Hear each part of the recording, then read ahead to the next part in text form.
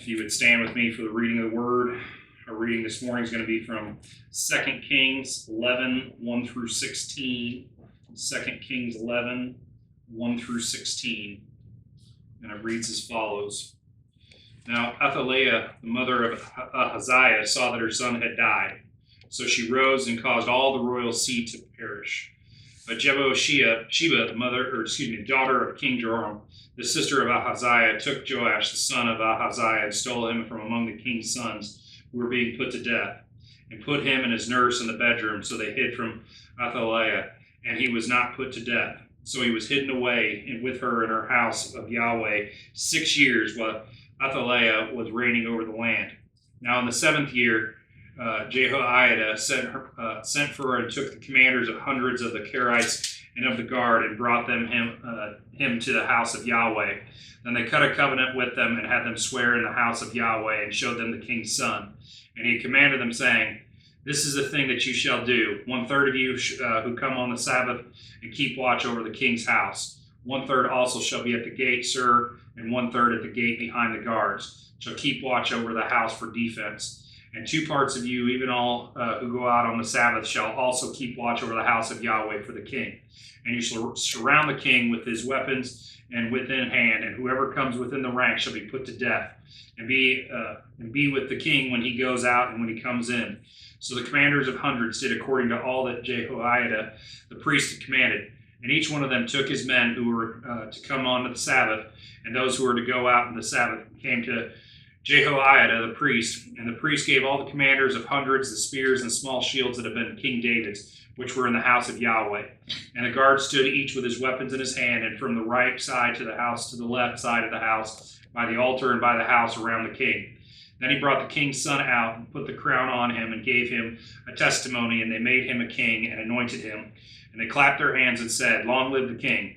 Then Athaliah heard the noise of the guard and all the people, and she came to the people in the house of Yahweh, and she looked, and behold, the king was standing by a pillar, according to the custom, with the commanders and with the trumpeters beside the king, and all the people of the land were glad, and blew trumpets. And then Athaliah tore her clothes and cried, "Treason, treason!" And Jehoiada the priest commanded the commanders of hundreds who were appointed over the military force, and said to them, "Bring her out between the ranks, and whoever follows her put to death with the sword." For the priest said, let her not be put to death in the house of Yahweh."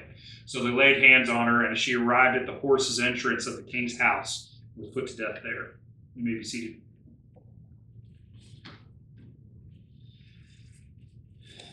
This week's message is titled Queen Athaliah.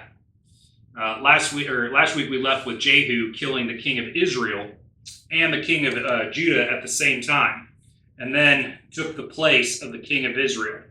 And although Jehu was not a perfect man and not even a believer, as we've seen through the last 6 weeks, we've been looking at the different central kings of the divided kingdom and comparing them against one another. As we get to today's message, I want you to specifically remember the requirements that God laid out for a king, and then also the 9 timeless principles that we went through in our first couple of sermons in this series. And my aim in that is to succeed at doing it what Solomon said in Ecclesiastes, which is, and the masters of these collections are like well-driven nails that are given by one shepherd, Ecclesiastes 12:11. And so what I want to do is drive these 9 timeless principles like well-driven nails into your mind. And remember, the first 3 have to do with the character of the king. The first one, ultimately in sin, sees themselves as God, the ultimate act of pride. The second one, if you remember, is the person who actually sees themselves righteous in their own righteous position, which is as the under shepherd that they're supposed to be of God, the ultimate act of humility and devotion. And then you've got your third type, which is the hireling, the ultimate act of treachery, the one who claims to be one thing, but then is truly another. The next 6 principles dealt with how to test and identify their character. And if you remember, we break those 2 down into 2 separate categories. The first is what they do not do, meaning the 5th principle, they do not rely on military might like the pagans did. Instead, they rely on God for deliverance. The 6th principle, they do not make deals with the devil, specifically workers of iniquity. The 7th, they do not marry poorly or marry more than once, because they know that that relationship will either help or hinder their walk. And the last 3 principles is what they actually do. And we saw this in the fourth principles. They are encultured into the ways, the customs, the laws, the morals, the worldview of the word of the whole and holy God. The eighth principle, where they build God's kingdom, not their own. And lastly, the ninth principle, they immerse themselves into his word. And then hear me, because it's not good enough to immerse yourself into the word. They live it out like a story written in the history of the Old Testament for all to read. And remember, the whole reason of going through Kings is to equip you to be better at weighing the options from one to another. Now, keep those principles in your mind as I go through our scriptures today. And I want to give you an overview of our verses today, plus Chronicles, when we look and try and glean from this queen. And as you remember from last week, I told you to remember her name, Athaliah. And she is the only female monarch to sit on David's throne in biblical history. And if you remember, she is the daughter of King Ahab and Queen Jezebel of Israel. But she then married the first Jehoram, the eldest son of King Jehoshaphat, that was a good king. His son was not. And remember, during this time, you had decades of evil kings who reigned over Judah and Israel. And she, like her mother and father, was a Baal zealot. And Athaliah was far more wicked than the kings who came before her and most that came after. Athaliah's husband, Jehoram, if you don't remember, when he ascended the throne in Judah, remember, he began by murdering all of his brothers. So she obviously married really well there. He then led his kingdom into idolatry and lewdness, and God sent word through the prophet Elijah that because Jehoram had led the people to sin, there would be a devastating attack on his house, and he would be struck with an incurable bowel disease, which is all recorded in 2 Chronicles 21. As part of God's judgment, the Philistines and Arabs attacked Judah and carried off not only things from the king's palace, but his sons and wives as well. And not a son was left to him except his youngest, the Ahaziah. And when Jehoram died, the people did not mourn because he was so wicked. Now, Athaliah's son, Ahaziah, at age 22, when he ascended the throne, he proved himself to be just as evil as his father. But not just that. 2 Chronicles records that Athaliah counseled her son specifically in being more wicked. It said he also walked in the ways of the house of Ahab, for his mother was his counselor to do wickedly. 2 Chronicles 22:3. The prophet Elisha had anointed Jehu as the new king of Israel and commissioned him as an instrument of the Lord to carry out God's judgment on King Ahab and his entire idolatrous family. Now, Jehu's mission of ending Ahab's dynasty, including putting Jezebel and her sons to death. Ahaziah, if you remember, happened to be visiting Jehoram when Jehu arrived, and he just ended up he got to kill them both at the same time. It was kind of a 2-for-1 deal. Now, this is the key. When Athaliah received word that her son was dead, she took that opportunity to usurp the throne by having all of Ahaziah's sons murdered. Now, mind you, these are her own grandsons, and she has them all destroyed, thus eradicating the entire royal family just so she could take the throne. Now, unbeknownst to her, a single grandson escaped the massacre. And you have Jehosheba, the baby's aunt, and the wife of the high priest, Jehoiada, took the infant Joash, the grandson, and hid him and his nurse in a bedroom. Joash was later smuggled out of the castle and taken to the temple, where he remained hidden for 6 years while Queen Athaliah reigned over the land. As queen, she used her influence to further Baal worship. She also installed priests and built altars to Baal, including in the very temple of the Lord. It says in 2 Chronicles 24:7, for the sons of the wicked Athaliah had broken into the house of God and even used the holy things of the house of Yahweh for Baals. Like I said before, she was a different level of wicked. Now, after she had reigned for 6 years, the high priest Jehoiada had sent guards around the temple to publicly crown the young Joash as the rightful king. And so as the new king was anointed, people started shouting, long live the king. Athaliah heard the commotion, realized what was happening, ran out of the palace shouting treason, treason. And the troops that were staged for protecting it. They gathered around her, they drug her out, and they killed her where the horses came in because they wouldn't kill her in the actual temple itself. And then 7-year-old King Joash, under the direction of the faithful high priest, tore down the temple of Baal, smashed the altars of Baal, and killed the priests of Baal. And all the people in the land rejoiced, and the city was calm because Athaliah had been slain. Now, for some, this may seem obvious, but in our day and age, I need to point this out. Athaliah fails every single principle and quality of a king simply because she's not a man. In Deuteronomy 17:15, it says, "You shall surely set a king over you whom Yahweh your God chooses. One from among your brothers shall set as a king over yourselves. You may not put a foreigner over yourselves who is not your brother." Remember, we covered this several weeks ago. The very definition of a king is a masculine noun. The definition is male ruler. That's the definition. This isn't, "You shall surely set a king or queen over you," or just any random person. That's not what it says. And to make it even clearer, the same verse has "from among your brothers." Again, brother, male, relative with the same father. That's the idea. And the question becomes, what type of woman desires to rule?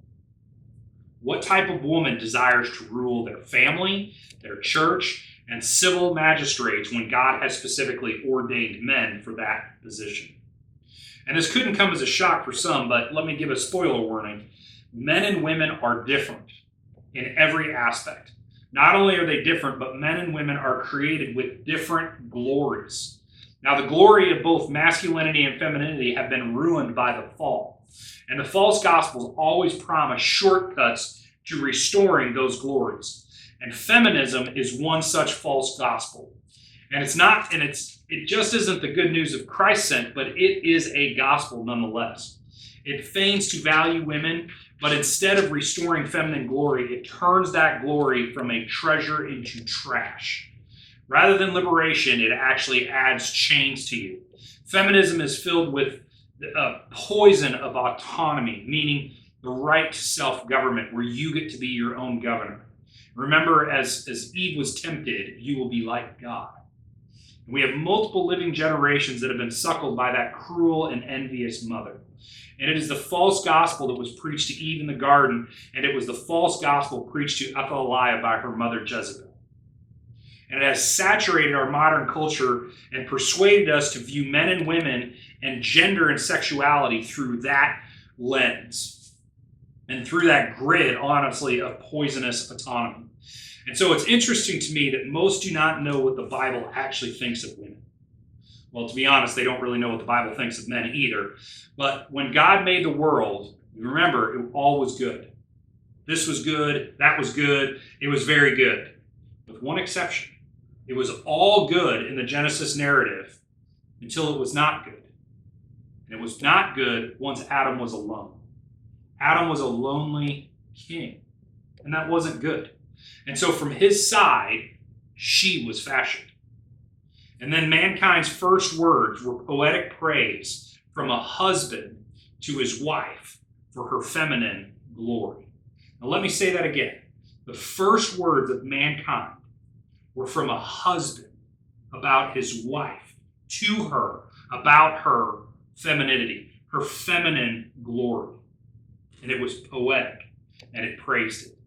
She is bone of my bone, flesh of my flesh. I will call her woman. This is not a second-class citizen. This is not a low view of femininity.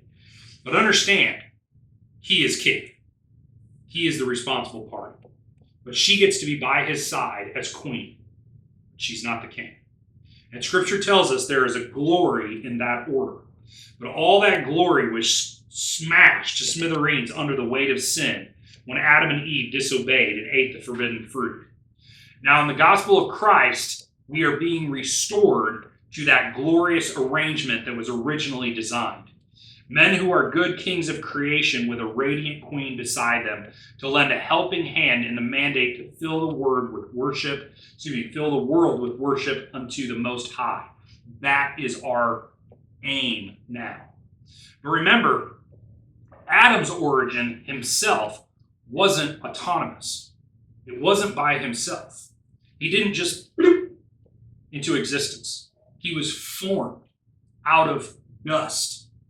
And Eve was no different. Adam was made in relation to the creation and his creator, tying him to both. And Eve was made in relation to her husband, tying her to him for all eternity.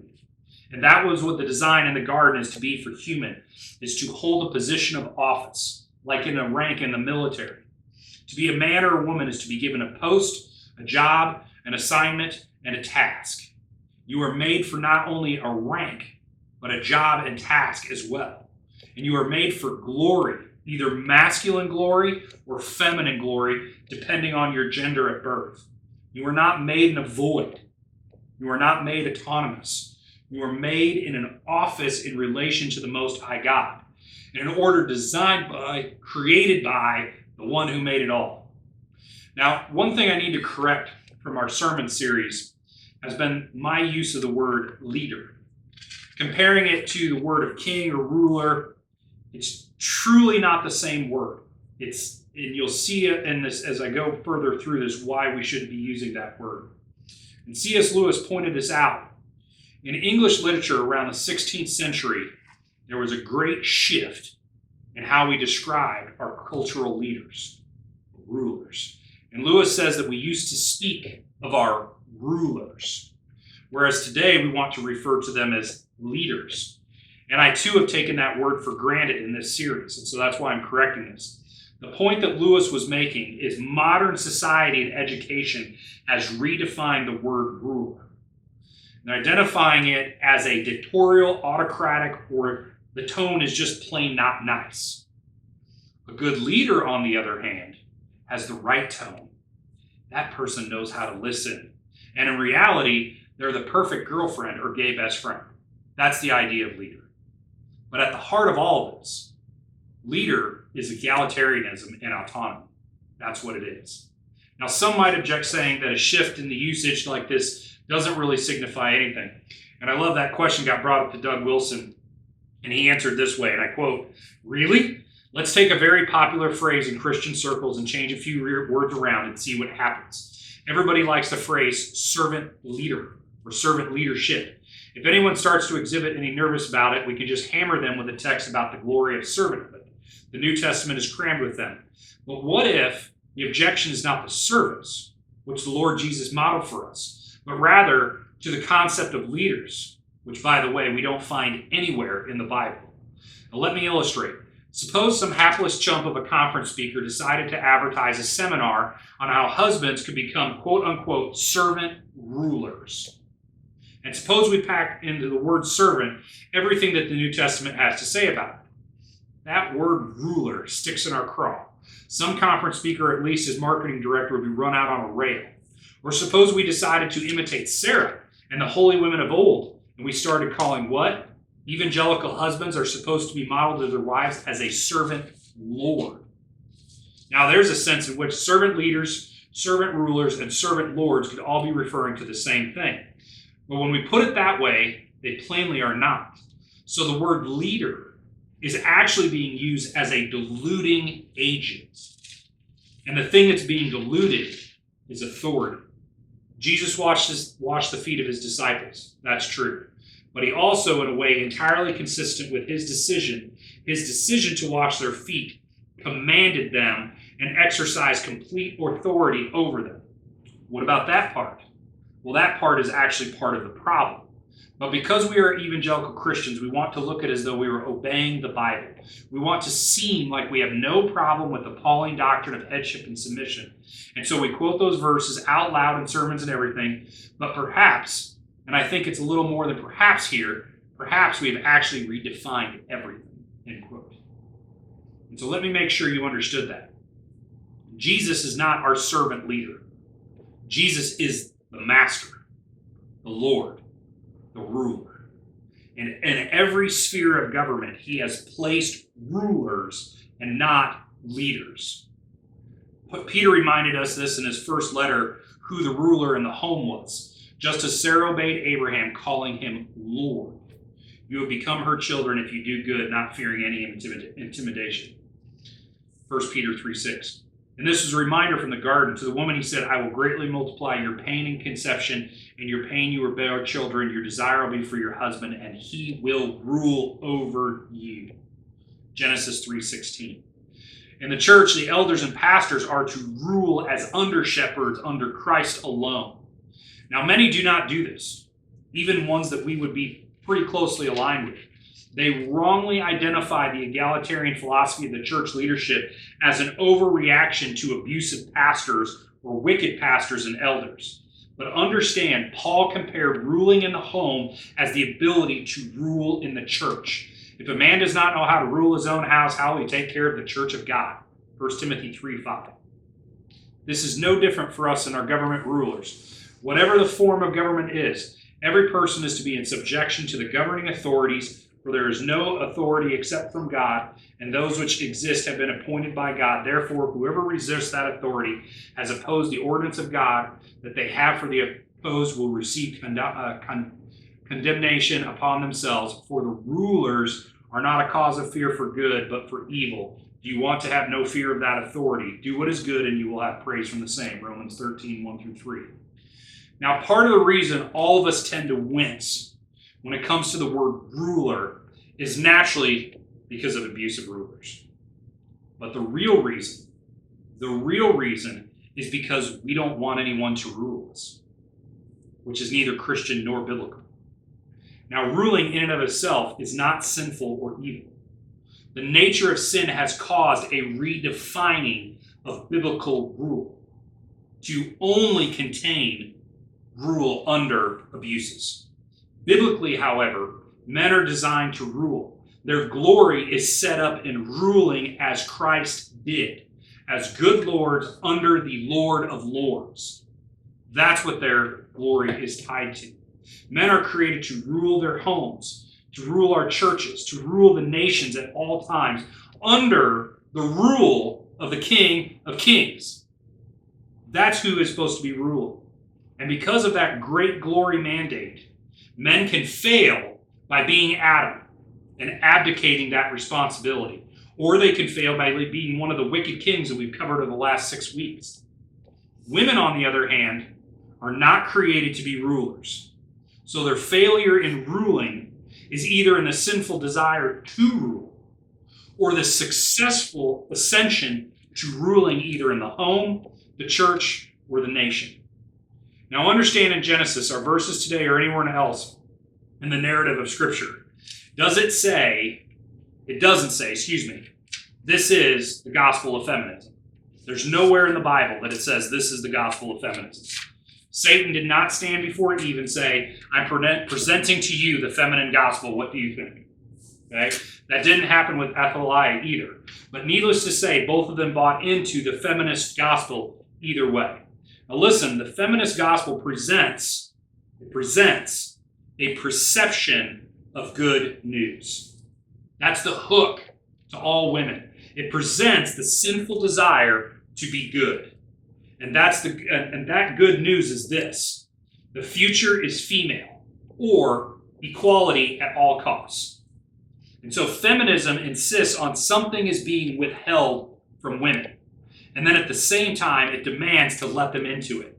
Athaliah took it to the extreme and sacrificed the lives of others to be let in. Feminists want all the playing fields to be equal and do not care who or what has to be destroyed in order to obtain it.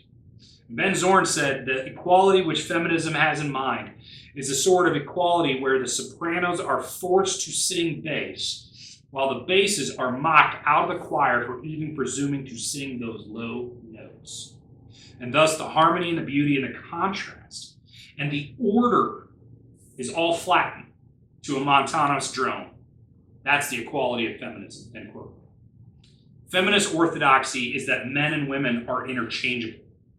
It started out only as women could be swapped out for men, and not the other way around. But with the rise of transgenderism, that has been made to be interchangeable. And understand, anyone born after the French Revolution, which is all of us, is or has been catechized to the interchangeability of men and women.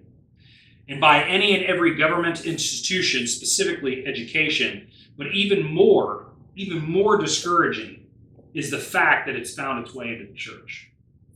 And then what has been done is to smash the glory that is feminine glory.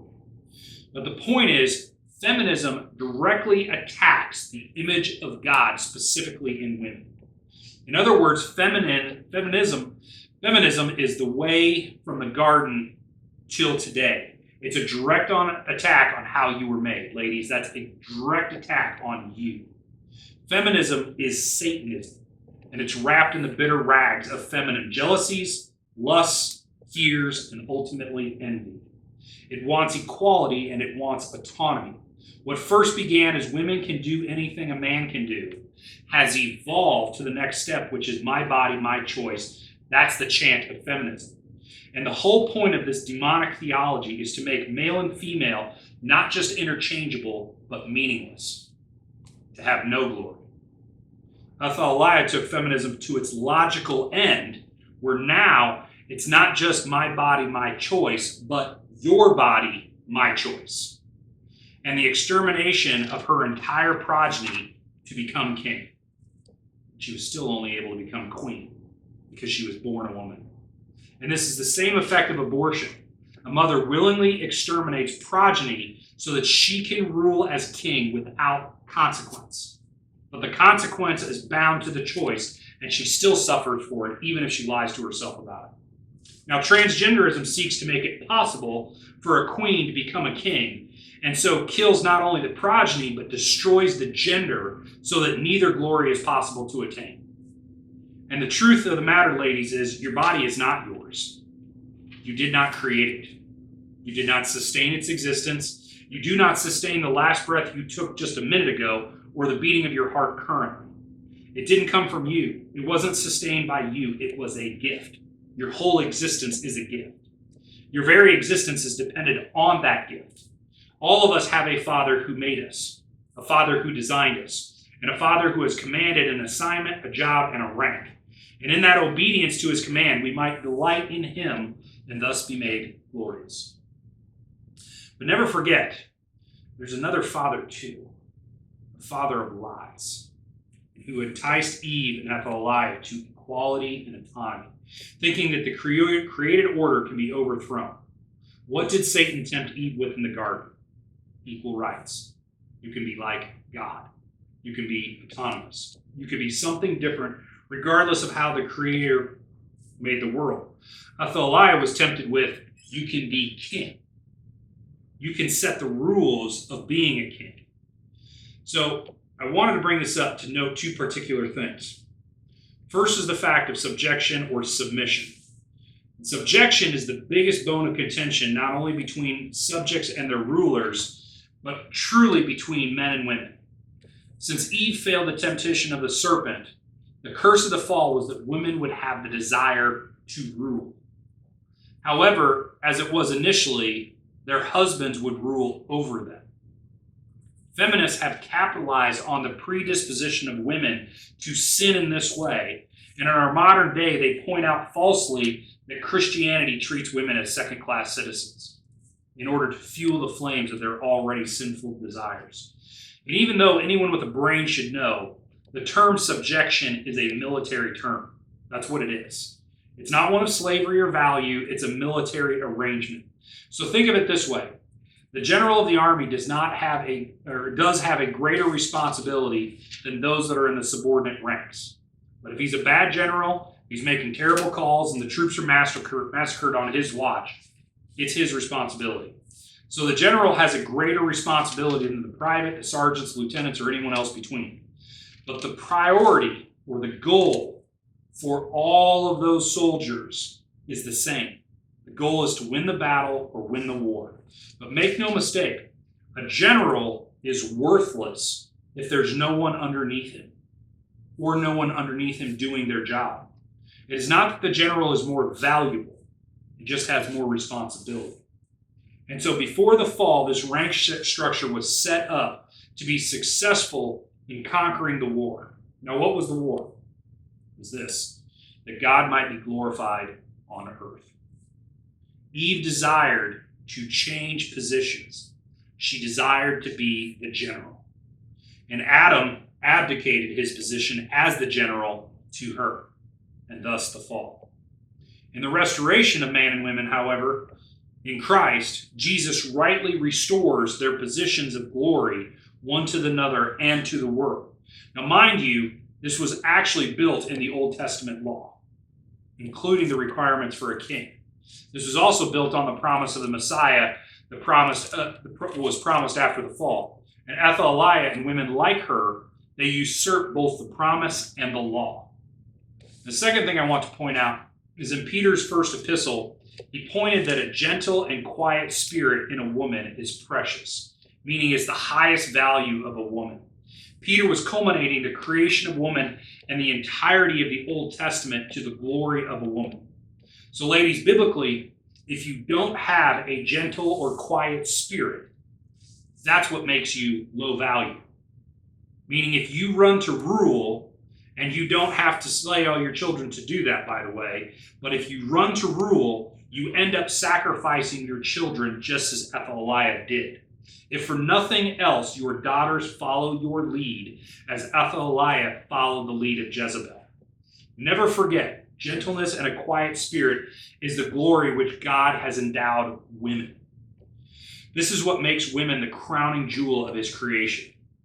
Now, let me clear up. This isn't talking about tone. I hear so many women think this is about tone or being mute. In other words, they should just not speak at all. This isn't women shouldn't speak or they shouldn't have an opinion. It's not what this is talking about. Gentleness is power under control. We all know that. But understand this phrase. Coupled with a quiet spirit, the phrase is about dependence. It's being the opposite of autonomous. Again, it's a military term in the army of God. Think of it as the ancient phalanx battle arrangement. If you don't know, you had shields lined up to protect one another. The shield arrangement only worked in dependence of the one standing next to you. You were protecting the one on your left where the shield was, and the one on your right was protecting you. And that is what a gentle and quiet spirit is. It's knowing your place in the phalanx. Knowing not only are you protected, but you are protecting others. And it's a confidence in that system and a confidence in the one that designed that system. And ladies, understand this is precious. This is the high value Peter compared to Jesus. Jesus is the only other person described in his letter as being precious.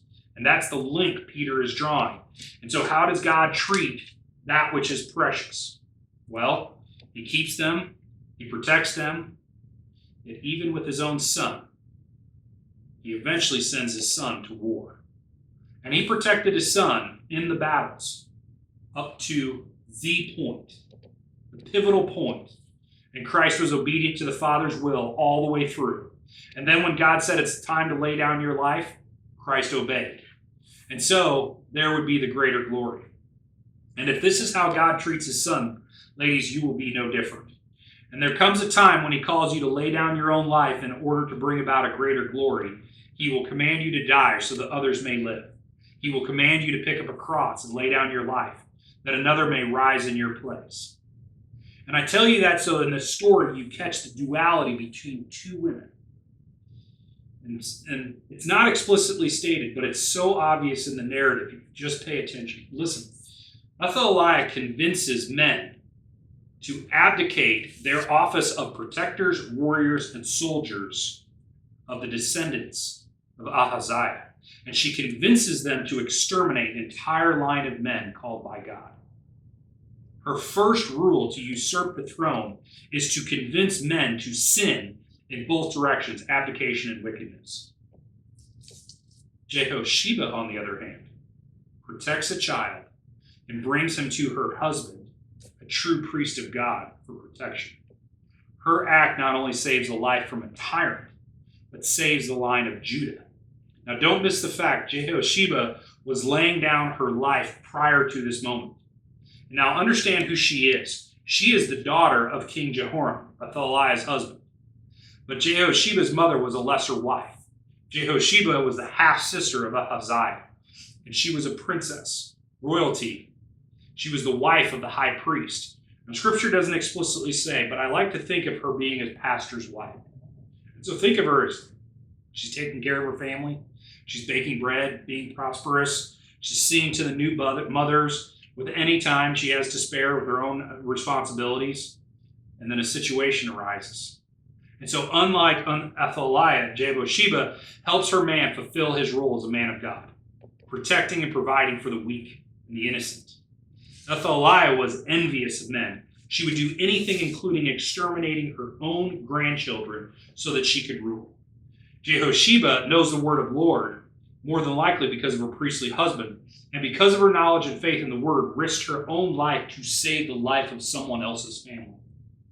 And that also brought her own family under that whole extermination as well. She does not seek to rule, yet she saves the one who will rule her one day. Athaliah would use her rule to reign in a new level of terror through Baal worship. Jehosheba was part of yet a remnant of true believers during a time of Baal worship.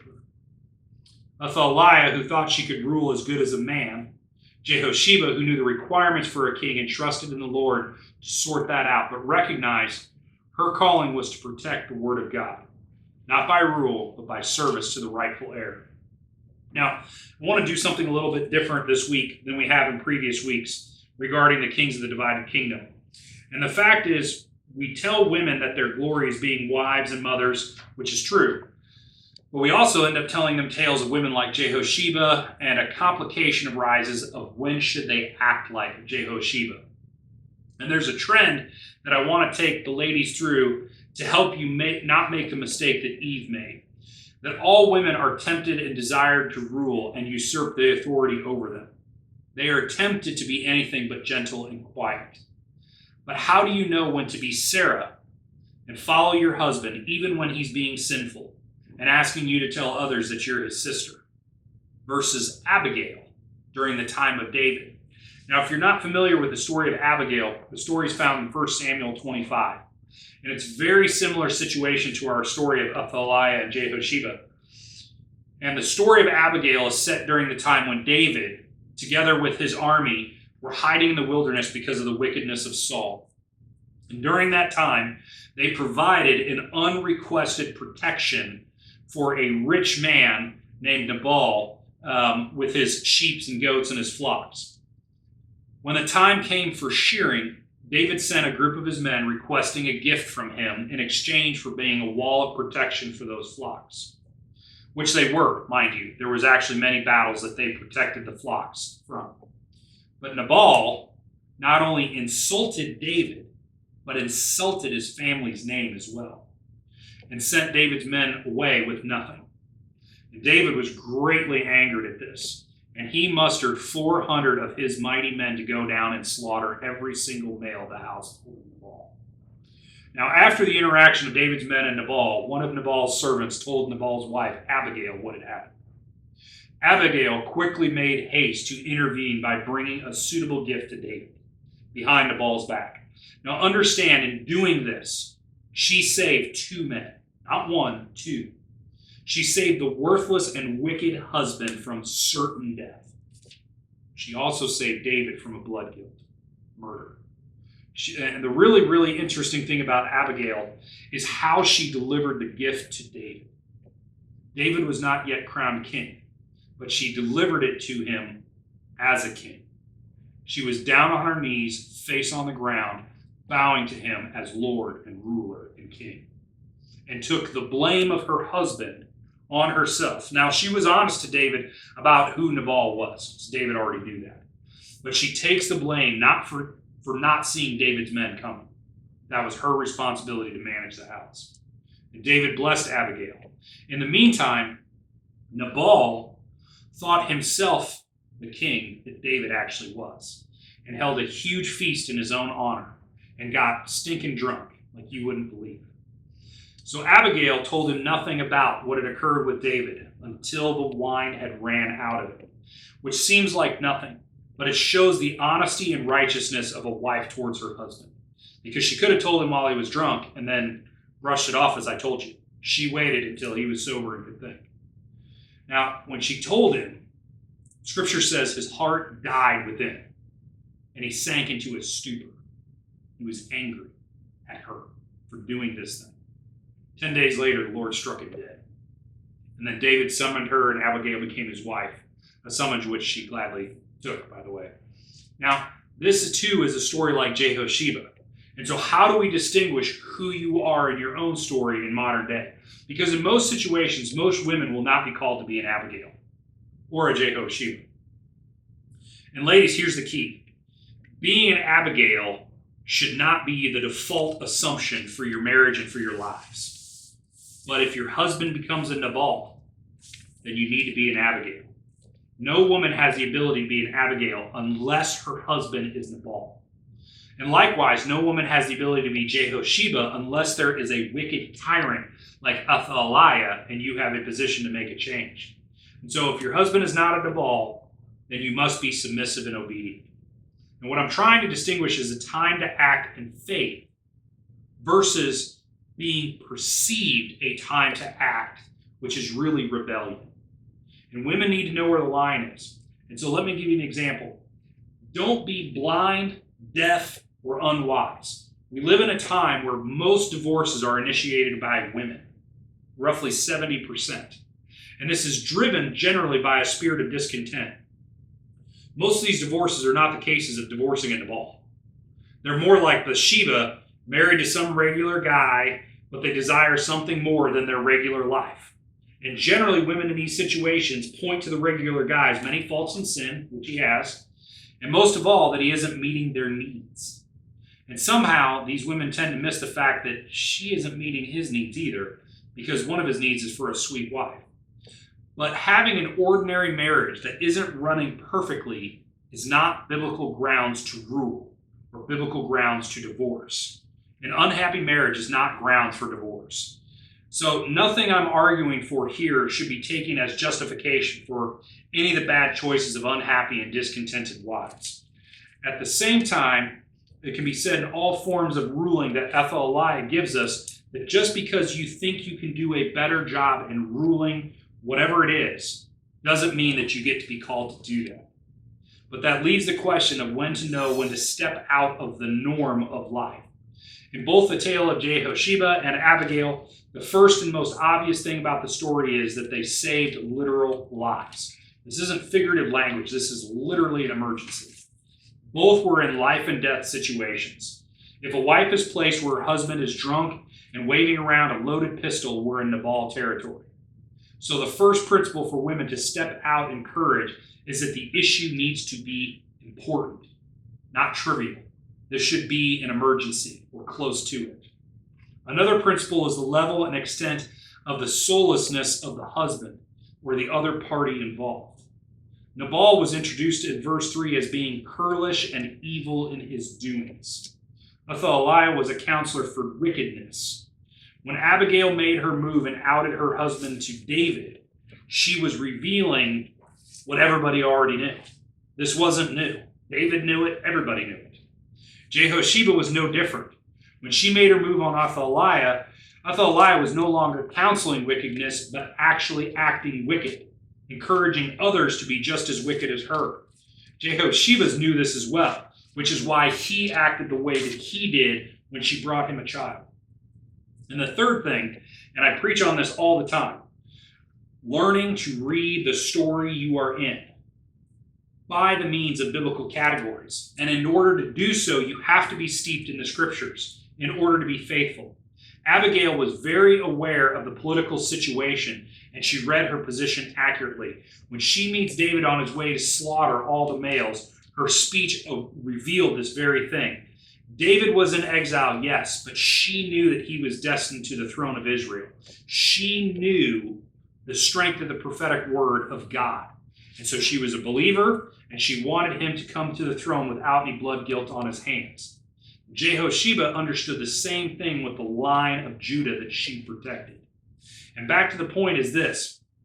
God has set up authority over all of us. All of us are ruled by someone. But the Bible tells us that no ruler is absolute other than Christ, which means no ruler's rule is absolute other than Christ.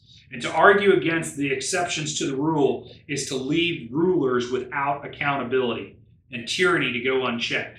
For husbands to be without accountability is to leave wives without protection.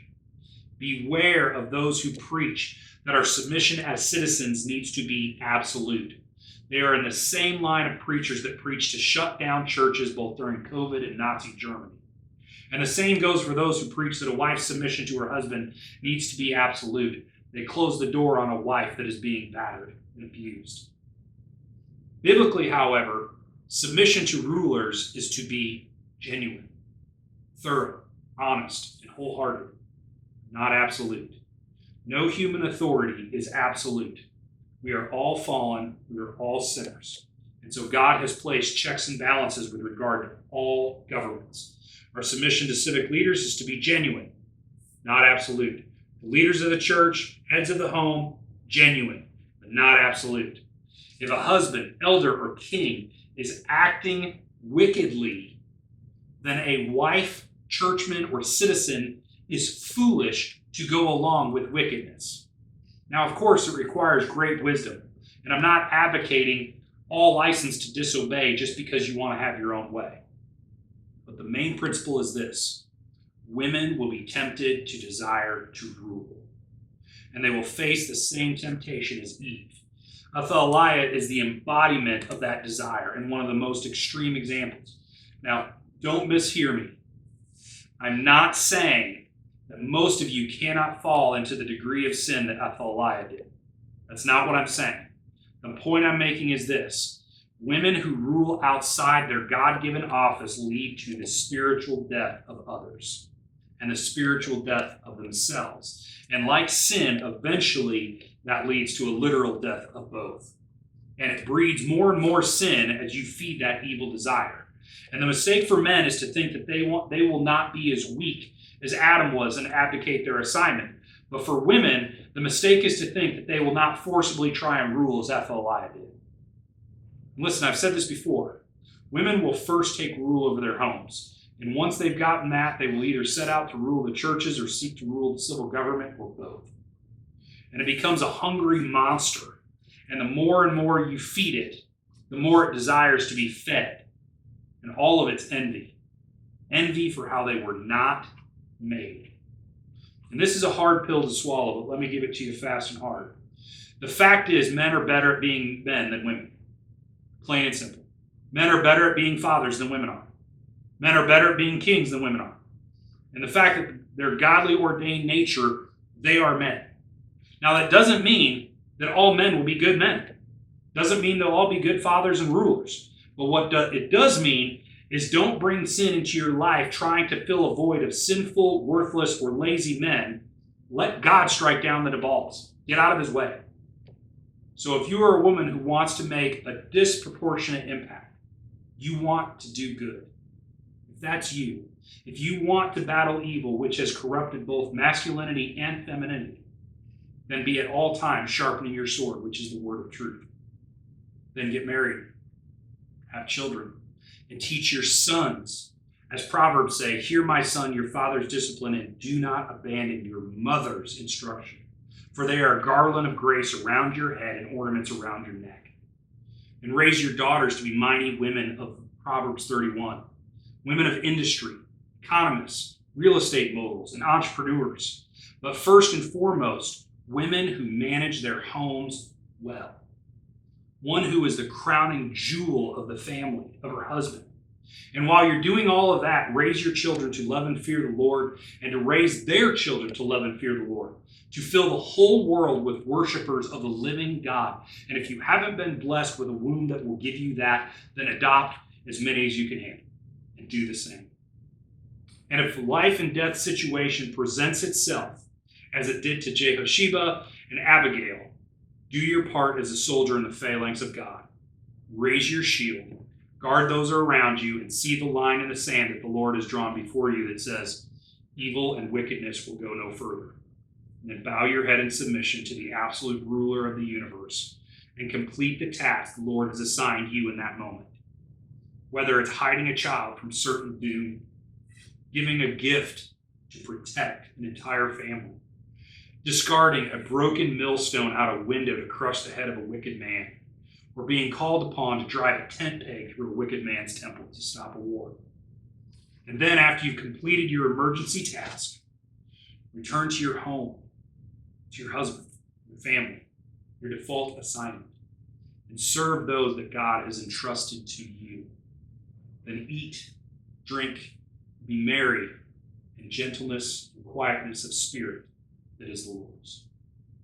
Amen.